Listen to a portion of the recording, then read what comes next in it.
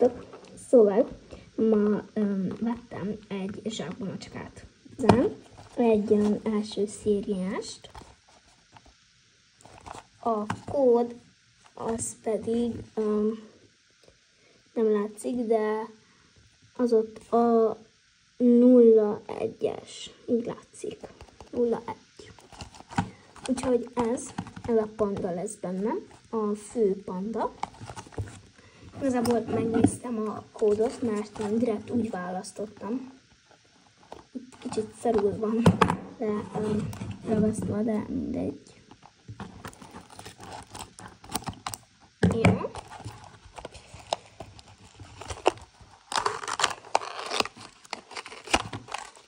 Hát ez kiesett.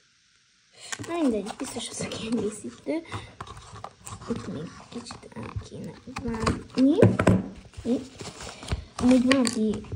Jó, a kód is kiesett, hát itt van a kód.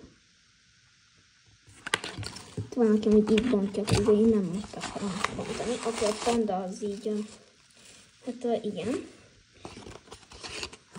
Wow, nagyon szép ez a portré.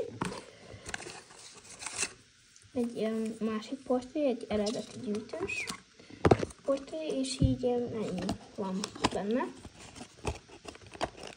Na igen, így szépen. Oké, akkor ő egy barátságos, második szintű és egzotikus figura. Amúgy itt a magyarázat, hogyha valaki akarná tudni. Hát mit mondjak, amúgy így nagyon szépen, tényleg ilyen nagyon szépen van becsomagolva. Kicsit ki van fordítva.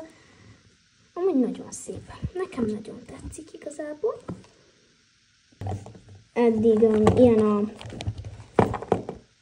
a panda, igen, ott a kamera. Na de jó.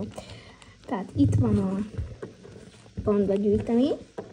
2 első szériás, és egy harmadik, már csak a második szériásnál, és akkor meg lesz mind a 3 szériából a panda. De ha megnézitek, akkor ennek a 2-nek ilyen fura szeme van, ennek meg ilyen más. Na igen.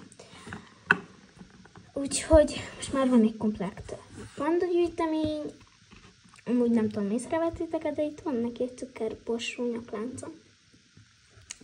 Így csináltam. De amúgy így a kiegészítőkkel az első szériával úgy nem nagyon vagyok megelégedve. A kiegészítőkkel. A figurák azok viszont nekem nagyon tetszenek, mert amúgy ez is nagyon tetszik, hogy ilyen van hozzá portré, meg egy ilyen magyarázat is.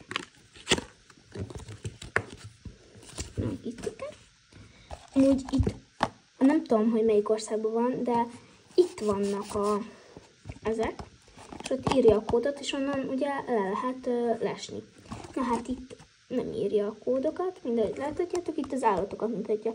Nekem még